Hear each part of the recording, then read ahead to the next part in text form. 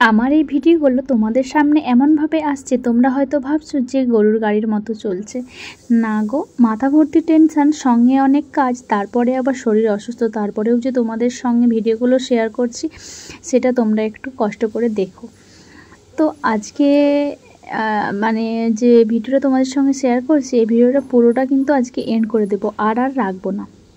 দেখো, মন্দিরে তো পৌঁছে গেছি, আর মন্দিরটা দেখতে কত সুন্দর লাগছে। যারা এসেছো তারা অবশ্যই জানবে যে মন্দিরটা আসলে কতটা সুন্দর। আর আজকে মেঘলা মেঘলা করেছিল, অতটাও রোদ্দুর ছিল না। তোমরা দেখলেই বুঝতে পারবে যে অতটা রোদ্দুর নেই।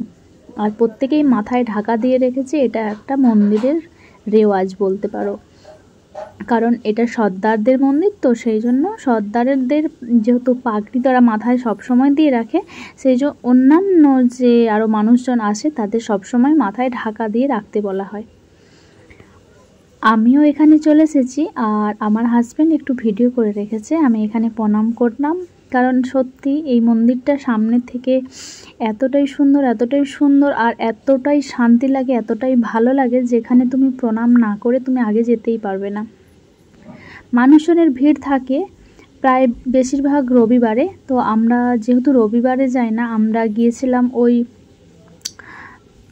ফ্রাইডে স্যাটারডে এরকম, তো সেই জন্য ভিড় ছিল, বাট অতটাও ছিল না। আমি প্রণাম করে নিলাম, তারপরে আগের দিকে এবার এগিয়ে যাব। কী যে শান্তি লাগে সে আর কি বলবো। আমি জানি হয়তো তোমাদের মধ্যে অনেকেই এখানে এসেছো, আবার অনেকেই আসো না। যারা আসো না তারা অবশ্যই আমার ভিডিও দেখে একটু হলেও এনজয় করো। আর যখন তোমাদের সামর্থ্য হবে বা সময় হবে তখন তোমরা অবশ্যই আসো। আমার ছেলে খুব মজা করছে, আমার ছেলে ঘুরে ঘুরে দেখছে, আর আমিও বেশ মজা করছিলাম। এখানে আমরা লাইন দিয়ে দাঁড়িয়ে আছি, এখন যাব এই টেম্পলটার ভেতরে। আর এইখানটায় খুব লাইন, জানো তো। আর এইখানে এইভাবেই দাঁড়িয়ে থাকতে হয়। দেখো, আমি লাইন দেওয়ার পর আমি মন্দিরে ঢুকে গেছিলাম। সেই ভিডিওটা তোমাদের সঙ্গে আর একদম করা হয়নি, কারণ খুব প্রচণ্ড ভিড় ছিল তো সেই কারণে। এখন আমরা মন্দির থেকে বেরিয়ে গেছি।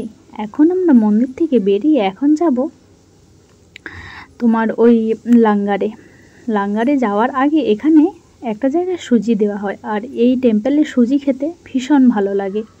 সেই জন্য একবার নিয়েছিলাম, তো নেওয়ার পরেও আমার মন সন্তুষ্ট হয় না, সেই জন্য আর একবার নিলাম। আমার হাজব্যান্ড টুক করে ভিডিও করে নিয়েছে, আমি ওকে বললাম একটু খাওয়াই, সেই জন্য ওকে একটু খাইয়ে দিলাম।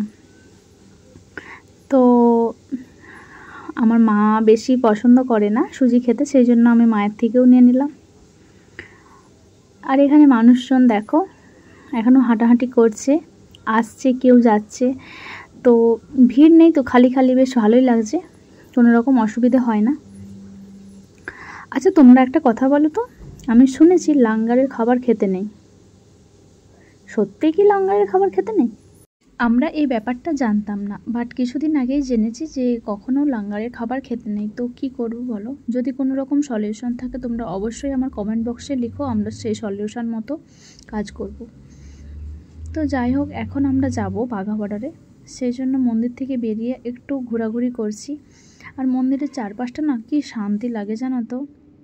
শুধু যে মন্দিরটা সুন্দর তা নয়, মন্দিরের চারিপাশটাই সুন্দর, এত সুন্দর মানে কি বলবো, বেশ ঠান্ডা ঠান্ডা লাগে, যেন মনে হয় যে এখানেই বেশ কিছুক্ষণ থাকি, এখানে বেশ কিছুক্ষণ কাটিয়ে নিই। আর জানো তো, টেম্পলটা যেই পুকুরটার উপর দাঁড়িয়ে আছে, ওই পুকুরটার জলে না অনেকেই স্নান করছিল, অনেক ছোট ছোট বাচ্চাকে নিয়ে এসছে, তাদেরও স্নান করাচ্ছিল। তো আমার তো দেখে বেশ ভালো লাগছিল। বাট এখানে না কোনো নারীকে স্নান করতে দেওয়া হয় না, বা কোনো রকম মেয়ে মহিলা এদের স্নান করতে দেওয়া হয় না, শুধুমাত্র জেন্টস ছোটো বাচ্চা এদের স্নান করানো হয়। দেখো তো কত সুন্দর লাগছে, আমার তো বেশ ভালো লাগছে। এখন এবার জানো তো যাওয়ার পালা, সেই জন্য আমার হাজব্যান্ড আরেকবার প্রণাম করে নিল, আমরাও প্রণাম করে নেব। প্রণাম করে টুকটুক করে যাব। আজকের দিনটা কিন্তু ভীষণ ভালো লাগলো, জানি না এই দিনটা আবার কবে ফিরে আসবে। হ্যাঁ, মন্দির থেকে যেহেতু আমরা খুব সামনেই আছি, হয়তো ইচ্ছে হলে আমরা আসতে পারবো, বাট সময় হয়ে ওঠে না, জানো তো। আর দেখো, রোদ্দুর নেই, বাট এই যাওয়ার টাইমে এখন কিন্তু খুব রোদ্দুর দিয়েছে। আমি তো ঘেমে অস্থির হয়ে গেছি। গেট থেকে এবার বেরিয়ে বাইরে যাওয়ার পালা। আমার হাজব্যান্ড বলল, দাও তোমাকে একটু ভিডিওতে নিয়েই। আমি বললাম ঠিক আছে। তো আমি একটু প্রণাম করেছি, সেই প্রণামটাও আমার হাজব্যান্ড ভিডিও ক্লিপ করে রেখেছে। তো আমার সত্যি কথা বলতে এত ভালো লাগে, কেন ভালো লাগে আমি জানি না, তবে আমার বেশ ভালো লাগে। আমি মনের মধ্যে আশা রাখলাম যে আবার আসব। তো চলো, এই তো তোমাদের কেমন লাগলো তোমরা অবশ্যই জানিও। আর এই টেম্পলটাতে আমি আগেও বলেছি, এখনও বলছি, যদি তোমাদের সময় হয় অবশ্যই একবার আসো। আর আমি মন্দির থেকে একদম সামনে থাকি, যদি পারো তো আমার কাছে এসে তারপরে ঘুরে যেও।